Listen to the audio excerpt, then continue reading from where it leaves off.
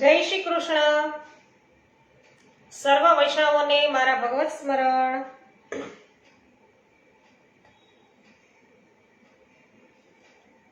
અજ્ઞાનતિમિરાન્ધસ્ય જ્ઞાનાંજન શલાકયા ચક્ષુરુન્મિલિતમેન તસ્મૈ શ્રી ગુરવે નમઃ.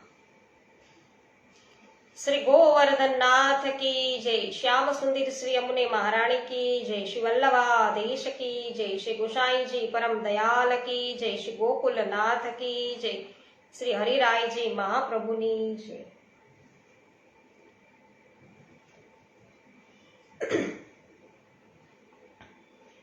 શ્રી ગર્ગ સંહિતા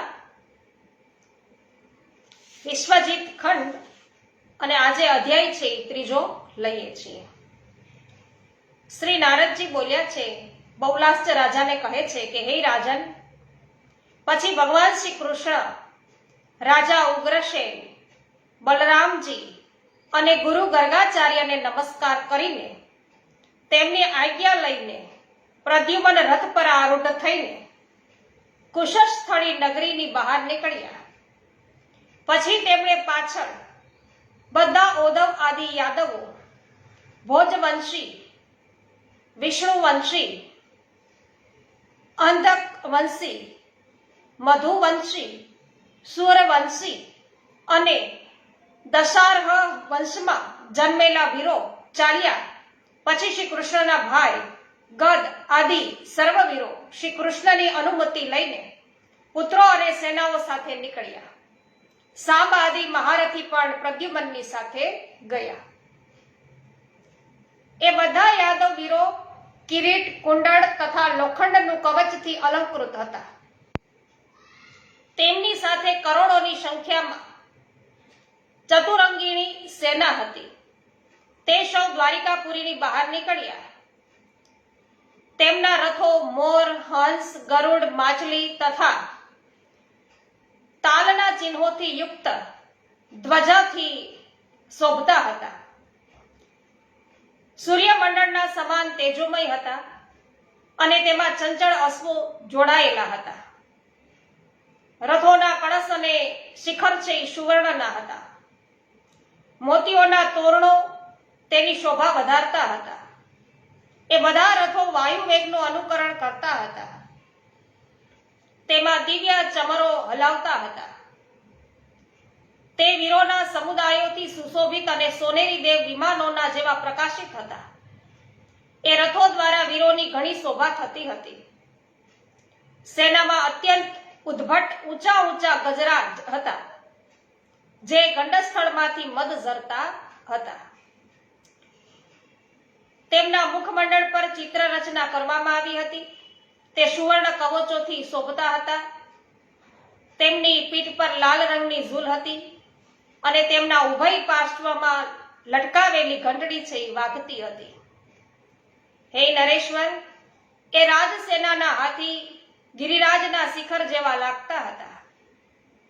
એ ભદ્ર જાતીય ગજેન્દ્ર જુદી જુદી દિશાઓમાં વિદ્યમાન ગજરાજો દિગ્ગજોની નકલ કરતા દેખાતા હતા. કોઈ ભદ્ર જાતીય ન હતા જેની ચર્ચા કરવામાં આવી છે. બીજી ભદ્રમુખ જાતિની હતી. કેટલાક હાથીઓ વિંધ્યાચળ પર્વતમાં ઉત્પન્ન થયા હતા, તો કેટલાક કાશ્મીરી હતા. કેટલાક મલયાચળમાં ઉત્પન્ન થયા હતા. ઘણા તો હિમાલયમાં જન્મેલા હતા. કેટલાક મુરંડ દેશમાં ઉત્પન્ન થયા હતા. કેટલાક કૈલાશ પર્વતના જંગલોમાં પેદા થયા હતા. કેટલાકના જન્મ ઐરાવત કુળમાં થયા હતા, જેના 4 દાંત હતા અને તેની ગરદનોમાં સાંકળો શોભતી હતી. તેના ઉર્ધ્વ ભાગમાં 3 સૂંઠો હતી, તો સૂંઢો એને 3 હતી. અને પૃથ્વી પર તથા આકાશમાં પણ તે ચાલી શકતા હતા. એટલે બધી પૃથ્વીમાં ચાલી શકે, આકાશમાં ચાલી શકે એવા હાથી હતા. કરોડો હાથીઓ ધ્વજા પતાકાઓથી શોભતા હતા. તેના પર કરોડો દુંદુભીઓ રાખવામાં આવેલી હતી. તે સેનાની ભીતર કરોડોની સંખ્યામાં વિદ્યમાન તે હાથી રથના સમૂહથી મંડિત હતા અને મહાવતોથી પ્રેરિત થઈને ચાલતા હતા. ગર્જના કરતા વાદળાની ઘટા સમાન કાળા થયા હતા. નીલા રંગની ઝૂલથી આચ્છાદિત એ ગજરાજ એ શૈલ્ય સાગરમાં અહીં તહીં મગરોની જેમ શોભતા હતા. તે પોતાની સૂંઢોથી લતા ઝાડીઓને ઉખેડીને સૂર્યમંડળ ભણી ફેંકતા હતા અને પગના પ્રહારથી ધરતીને ધ્રુજાવતા હતા. મદની વર્ષાથી પર્વતોને આર્ત કરતા હતા. તે પોતાના કુંભ સ્થળોની ટક્કરથી દુર્ગ, શૈલ્ય અને શિલા ખંડોને પાડવાની અને શત્રુ સેનાને ખંડિત કરવાની શક્તિ ધરાવતા હતા. યાદવ સેનામાં આવા હાથી હતા. હે રાજન, ગજ સેનાની પાછળ અશ્વ સેના નીકળી. એ અશ્વોમાં કેટલાક મત્સ્ય દેશના, કેટલાક કાલિંદ પર્વતના, કેટલાક ઉશિનર દેશના, કેટલાક કૌશલ, વિદર્ભ અને કરુણાંજલ દેશના હતા. કોઈ કાંબોજનીય, કાબુલી, કોઈ સૃંજય દેશીય, કોઈ કેકેય અને કુંતી દેશના, તો કોઈ છે કેરળ, દરગ, અંગ, વંગ અને વિકટ જનપદોમાં પેદા થયા હતા. કેટલાક તો કોકણ, કોટક, કર્ણાટક તથા ગુજરાતમાં જન્મેલા. કોઈ સોવીર દેશના તો કોઈ સિંધી હતા.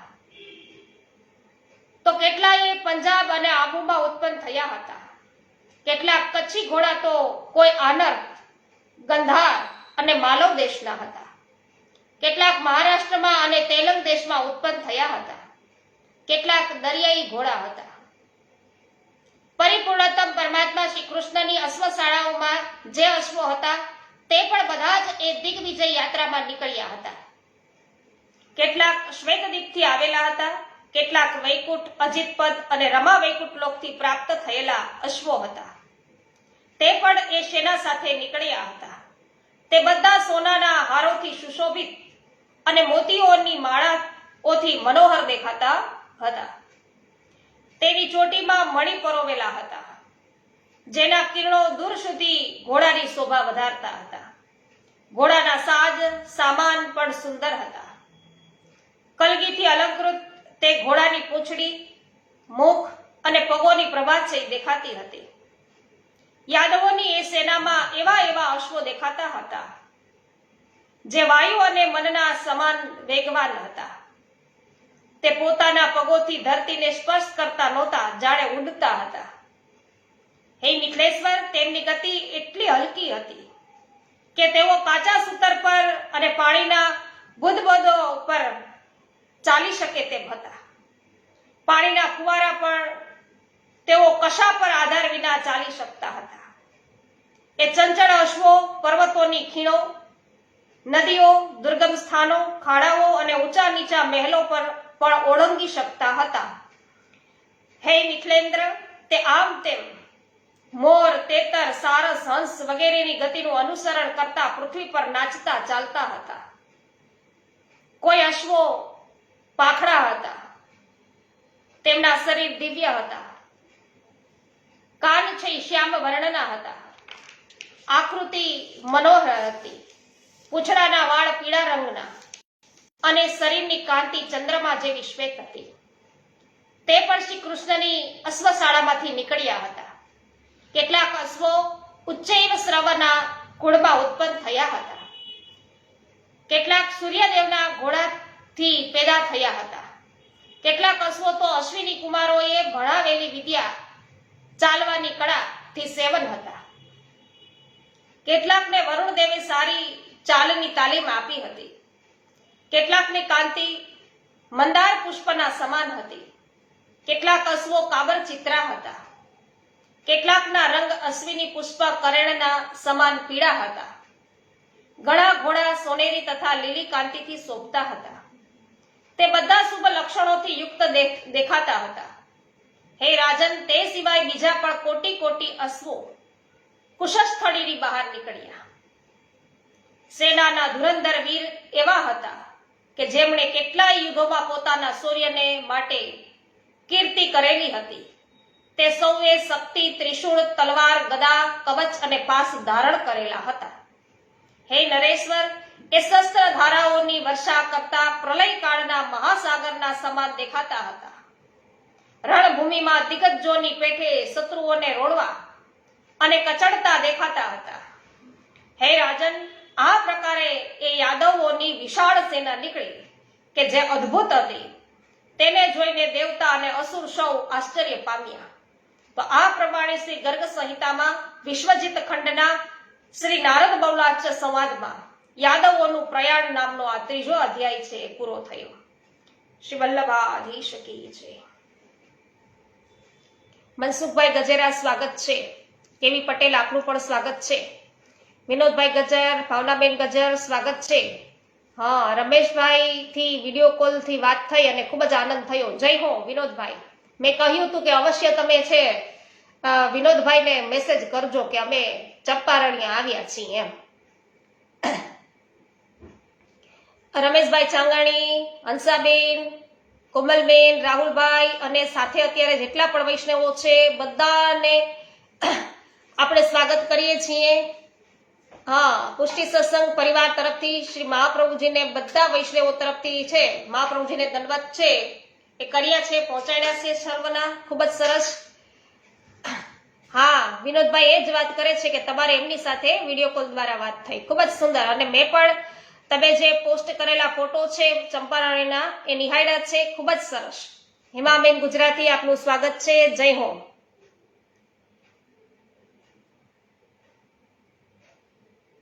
હા, લલિતાબેન અકબરી કહે છે કે મોહનથાળ મોકલાવજો પાર્સલ. તો શું તમે નથી બનાવ્યો? બનાવ્યો જ છે ને. હા, ન બનાવ્યો તો આજે બનાવવાના હશો. પણ તમે અવશ્ય અહીંયા જુનાગઢ પધારો એટલે ઘરે છો બધા વૈષ્ણવો પ્રસાદ લે એમ મારા સૌભાગ્ય કહેવાય. એટલે તમે ઘરે બધા પધારો અવશ્ય. માધુરબેન મિસ્ત્રી જય હો સ્વાગત છે. કૃષ્ણાબેન સુદાણી આપનું સ્વાગત છે. મુકેશભાઈ અગેરા સ્વાગત કરું છું.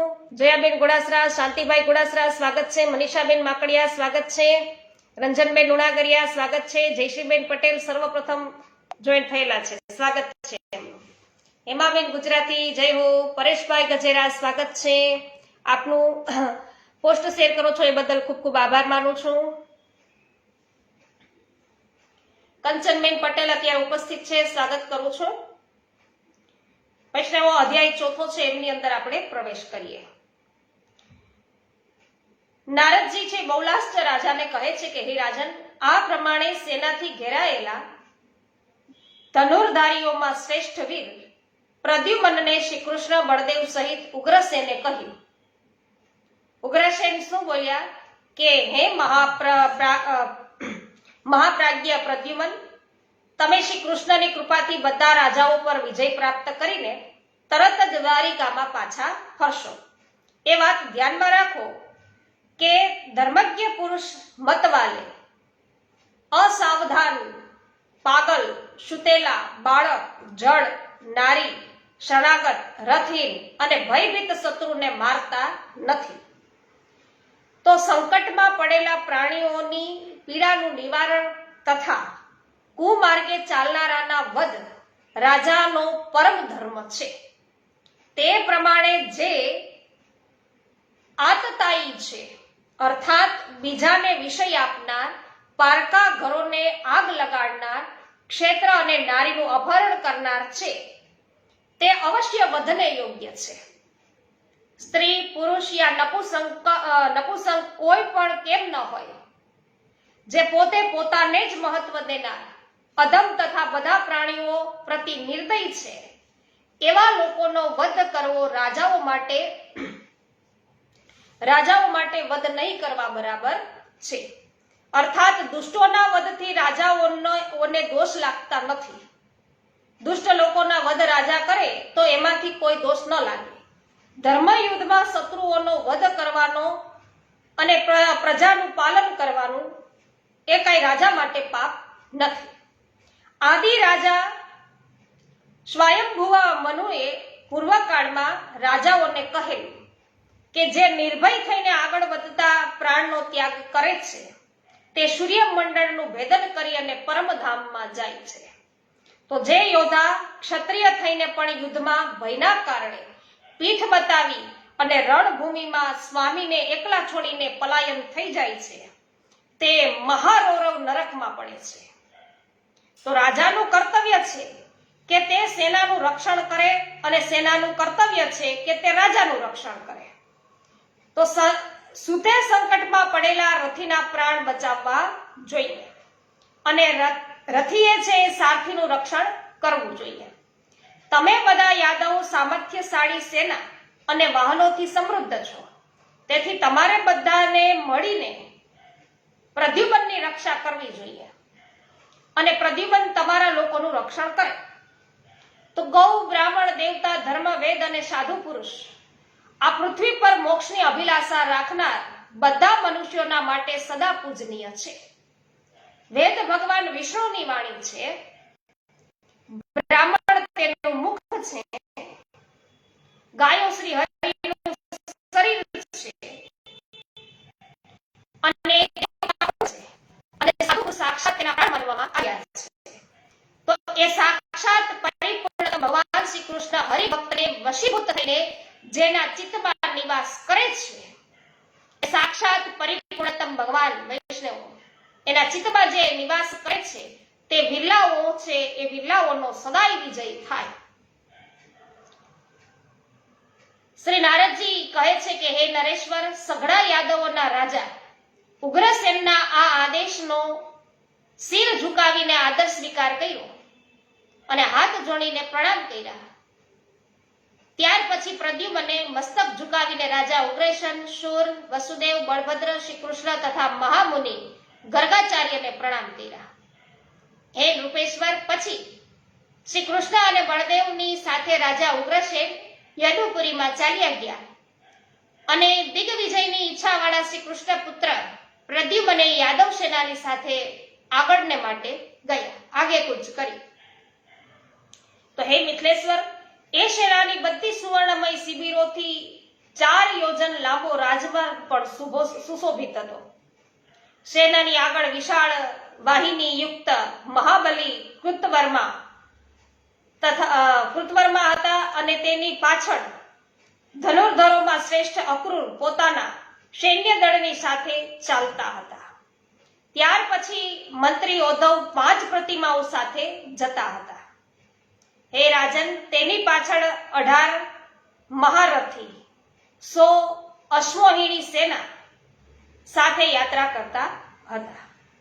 તેના નામો આ પ્રમાણે છે: પ્રદ્યુમ્ન, અનિરુદ્ધ, દીપ્તિમાન, ભાનુ, શાંબ, મધુ, બૃહદભાનુ, ચિત્રભાનુ, વૃક, અરુણ, પુષ્કર, દેવબાહુ, શ્રુતદેવ, સુનંદ, વિરૂપ, કવિ અને ન્યગ્રોધ્ર. ત્યાર પછી શ્રી કૃષ્ણ પ્રેરિત ગદ આદિ બધા વીરો ચાલતા હતા. ભોજ, વૃષ્ણિ, અંધક, મધુ, સુરસેન તથા દુશાર્હના વંશજ વીર તે સેનામાં હતા. બધા યાદવોની સંખ્યા 56 કોટી દર્શાવવામાં આવી છે. હે નરેશ્વર, એ યાદવ સેનાની ગણના ભીલા આ પૃથ્વી પર કોણ હશે?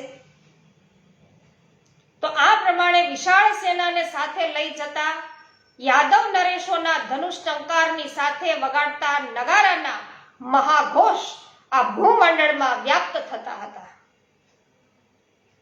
ગજેન્દ્રોના સત્કાર, હયેન્દ્રોના હળહળાટ, તોપના અવાજો, દડતા રાખનારા વીરોની ગર્જના, ડંકારની ઘેરી ગર્જનાથી યાદવ વીર વીજળીના ગડગડાટથી યુક્ત એવા વાદળાના જેવા દ્રશ્યો છે એ થતા હતા. સમગ્ર પૃથ્વી એ સેનાથી શોભતી હતી. પૃથ્વી પર ચાલતા એ મહાત્મા વીરો તુમુલ નાદથી દિગ્ગજોના કાન પણ જાણે બહેરા થઈ ગયા તથા શત્રુગણ સાહસ છોડી તત્કાળ પોતાના દુર્ગ ભણી નાસતા હતા. જળમાં રહેનારા કાચબા પૃથ્વી પર આ શું થઈ રહ્યું છે એમ કહેતા તથા આપણે ક્યાંથી ક્યાં જઈએ એમ બોલતા નાશવા લાગ્યા. તેઓ મનોમન વિચારતા હતા કે હે વિધાતા, આ ઉપદ્રવ ક્યાં થાય છે જેનાથી સમગ્ર લોકો સહિત અચલા પૃથ્વી પર વિચલિત છે થઈ રહી છે. તો હે વિદેહરાજ, યજ્ઞ તો એક બહાનું હતું. તેની આડમાં લઈને પરમાત્મા શ્રી હરિ પૃથ્વીનો ભાર ઉતારતા હતા. જે યદુકુળમાં ચતુર્વ્યુહ રૂપ ધારણ કરીને વિરાજે છે તે અનંત ગુણશાળી પૃથ્વી પાલક ભગવાનને નમસ્કાર. ગર્ગ સંહિતામાં વિશ્વજીત ખંડના શ્રી નારદ બહુલાશ્ચ સંવાદમાં પ્રદ્યુમનની દિગ્વિજયાર્થ યાત્રા એ નામનો આ ચોથો અધ્યાય પૂરો થયો છે. શ્રી કૃષ્ણ કન્હૈયા લાલ કી જય. જય હો વિનોદભાઈ, ગોપાલભાઈ રાદડિયા સ્વાગત છે. કાંતાબેન કોઠડિયા સ્વાગત કરું છું. બાબુભાઈ ગોટી સ્વાગત છે આપનું. વિઠ્ઠલભાઈ રાદડિયા સ્વાગત છે.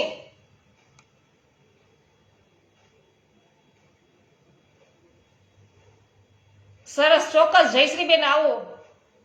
રેવતી કુંડ પણ છે, દામોદર કુંડ પણ છે, મહાપ્રભુજી બિરાજે છે, એટલે ચોક્કસ બધા જુનાગઢ આવો. અને વલ્લભકુંડની તો વિશેષ કૃપા જુનાગઢ પર છે જ.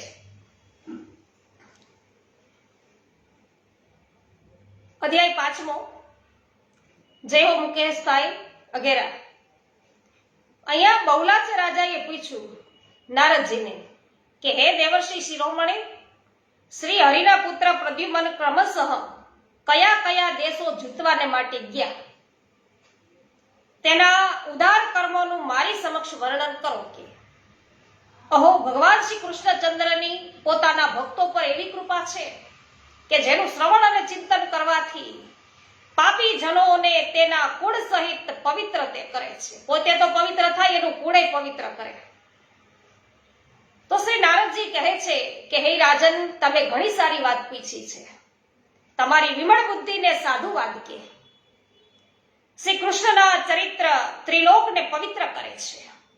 હે રાજન, વર્ષાકાળમાં વાદળોમાંથી વરસતી જળધારાઓને તથા બધી ભૂમિની બધી ધૂળકણોને કોઈ વિદ્વાન ભલે ગણી કાઢે, પરંતુ મહાન શ્રી ગુણી હરિના ગુણોને કોઈ ગણી શકતું નથી.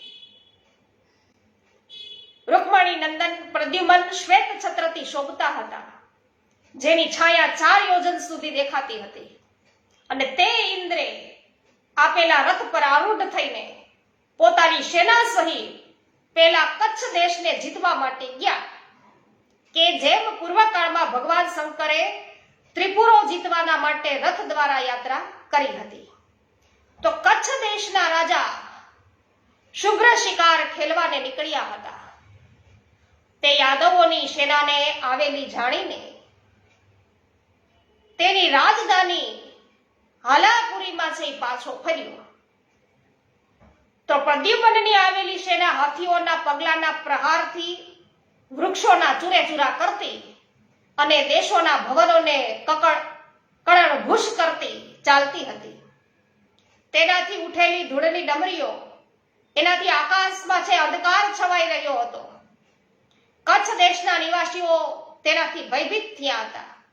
અને તે વખતે રાજા શુભ્ર અત્યંત આનંદ પામીને તત્કાળ સોનાની માળાથી અલંકૃત 500 હાથી, 10,000 અશ્વો અને 20,000 ભાર સુવર્ણ લઈને સામે આવ્યો. તેમણે ભેટ આપીને પુષ્પહારથી પોતાના બંને હાથો બાંધીને પ્રદ્યુમનને પ્રણામ કર્યા. અને તેનાથી પ્રસન્ન થઈ અને સંબરારી પ્રદ્યુમને રાજા શુભ્રને રત્નોની બનાવેલી માળા પુરસ્કારના રૂપમાં આપી અને તેના રાજ્ય પર તેને પ્રતિષ્ઠિત કર્યા. જય હો. હે રાજન, સાધુ પુરુષોનો સ્વભાવ આવો જ હોય છે. પછી બળવાન રૂકમણી નંદન કલિંગ દેશને જીતવાના માટે ગયા અને તેમની સાથે ફરફરતી ધજાઓથી સુશોભિત ઉત્તમ સેનાઓ હતી. તેને જોઈને એવું લાગતું હતું કે જાણે વાદળો છે એના સમૂહોની સાથે દેવરાજ ઇન્દ્ર છે એ જઈને યાત્રા કરી રહ્યા હોય. કલિંગરાજ પોતાની સેના તથા શક્તિશાળી હાથી સવારોની સાથે માર્ગમાં પ્રદ્યુમનની સામે યુદ્ધ કરવાને નીકળ્યા.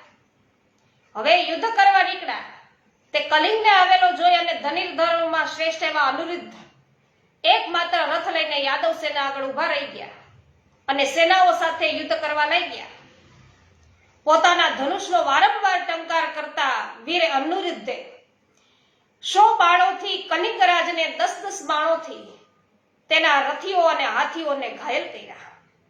જે જોઈને તેના બીજા શત્રુઓએ બધા યોદ્ધાઓને સાધુ કરીને તેમને શાબાશી આપી.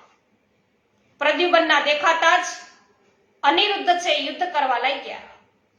હે નરેશ્વર, તેના બાણ સમૂહથી કેટલાય વીરોના 2 ટુકડા થઈ ગયા, હાથીઓના મસ્તકો છીન ભીન થઈ ગયા અને અશ્વના પગ કપાઈ ગયા, રથોના પૈડાના ચૂરે ચૂરા થઈ ગયા, અશ્વો અને તેની સાથે ચાલનારા કાળી ગરતામાં છે જતા રહ્યા, રથી અને સારથી આંધીએ ઉખડેલા વૃક્ષોના સમાન ધારાશાયી થઈ ગયા. તો હે મૈથિલ, શત્રુના સેના નાસવા છે લાગી અને પોતાની સેનાને નાસતી જોઈને હાથી પર બેઠેલા કલંગરાજ ઘણા રોષપૂર્વક આગળ વધ્યા. તેનું કવચ છે છીનબીન થઈ ગયું. તેણે તરત જ 72 ભારની લોખંડની ગદા હલાવી અને પોતાના હાથી દ્વારા મોટા મોટા વીરોને પાડીને બળવાન કલિંગરાજ વાદળા સમાન ગર્જના કરવા લાગ્યા. તે ગદાના પ્રહારથી કંઈક વ્યાકુળચિત થઈ અને અનિરુદ્ધ યુદ્ધભૂમિમાં જ રથ પર પડ્યા. તો એ જોઈને યાદવોના ક્રોધની સીમા રહી નહીં. તેમણે તત્કાળ તીક્ષ્ણ અને ચમકતા બાણો દ્વારા કલિંગરાજને ચોટ લગાવવાની શરૂ કરી. કલિંગરાજે પણ તે સમયે ક્રુદ્ધ થઈને પોતાના ધનુષ પર પ્રતંચા છે ચડાવી અને વારંવાર તેનો ટંકાર કરતા પોતાના બાણોથી શત્રુઓના બાણોના ચૂરેચૂરા કરી નાખ્યા. હે મિથિલેશ્વર, ત્યારે બળદેવજીના નાના ભાઈ બળવાન ગદે ગદા લઈને ડાબા હાથથી તેના હાથી પર પ્રહાર કર્યો. પછી અર્ધચંદ્રાકાર બાણથી તેને ઈજા પહોંચાડી. હે નરેશ્વર, એ પ્રહારથી તે હાથી છીનભીન થઈ ગયો. જાણે ઇન્દ્રના બાણથી કોઈ શિલા છે એ ભૂકો થઈ ગઈ હોય એમ. તો કલિંગરાજ હાથી પરથી પડી ગયા અને વિશાળ ગદા લઈને તેણે ગદને મારી અને ગદે પણ તત્કાળ કલિંગરાજ પર ગદાનો પ્રહાર કર્યો. કલિંગરાજ અને ગદ વચ્ચે ત્યાં મહાઘોર યુદ્ધ થવા લાગ્યું. ગદા યુદ્ધ થયું. તો તેની બંને ગદાઓ છે અગ્નિની ચિનગારી ઉડાડતી ચૂરેચૂરા થઈ ગઈ. ત્યાર પછી ગદે કલિંગરાજને પકડી અને કલિંગરાજને માર્યા. ગદ તરત જ કલિંગરાજને હાથ વડે છે ઘસડવા લાગ્યા. ગદાના પ્રહારથી પીડિત કલિંગરાજના હાડકાના ચૂરેચૂરા થઈ ગયા. આખરે કલિંગરાજ મહાત્મા પ્રદ્યુમ્નને શરણે આવ્યા. તેમણે ભેટ આપીને કહ્યું કે આપ દેવતાઓના પણ દેવતા પરમેશ્વર છો. ક્રુદ્ધ થયેલા દંડધર યમરાજની પેઠે આપના આક્રમણને પૃથ્વી પર કોણ સહન કરી શકે છે? આપને નમસ્કાર છે. આ પ્રમાણે શ્રી ગર્ગ સંહિતામાં વિશ્વજીત ખંડના શ્રી નારદ બહુલાશ્ચ સંવાદમાં કચ્છ અને કલિંગ દેશ પર વિજય એ નામનો આ 5મો અધ્યાય છે પૂરો થયો.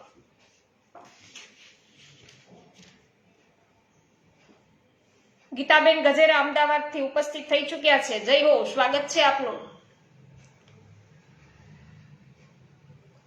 કાંતિભાઈ ધાધીનાગર વાળા, વિઠ્ઠલભાઈ માણાવદર કીર્તનિયા છે. વાહ ભાઈ વાહ.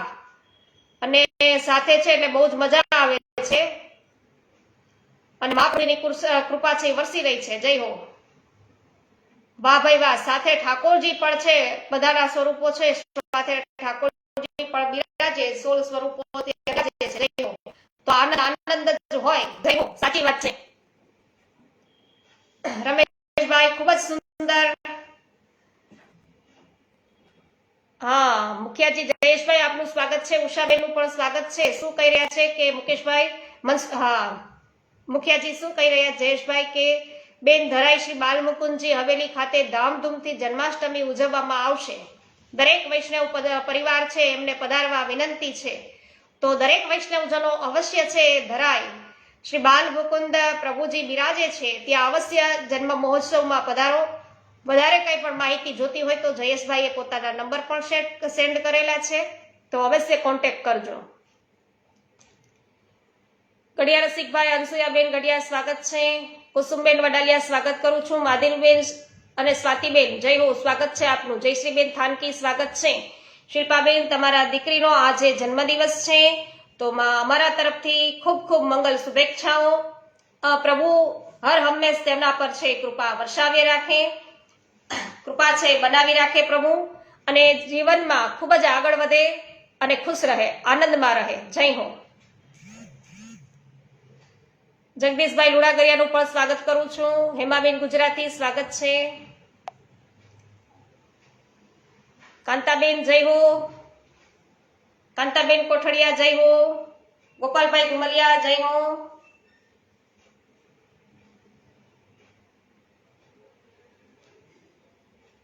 શ્રી ગોવર્ધનનાથ કી જય. શ્યામ સુંદર શ્રી અમને મહારાણી કી જય. શ્રી વલ્લભાધીશ કી જય. શ્રી ગુસાઈજી પરમ દયાલ કી જય. શ્રી ગોકુલનાથ કી જય. શ્રી હરિરાયજી મહાપ્રભુની જય. સર્વે વૈષ્ણવોને મારા જય શ્રી કૃષ્ણ.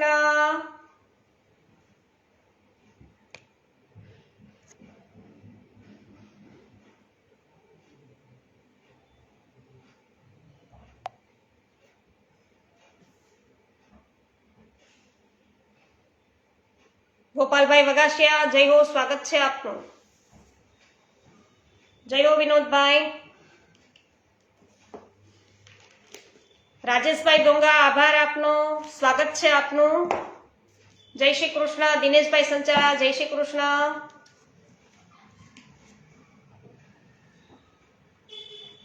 हाँ आज के आनंद की जय हो.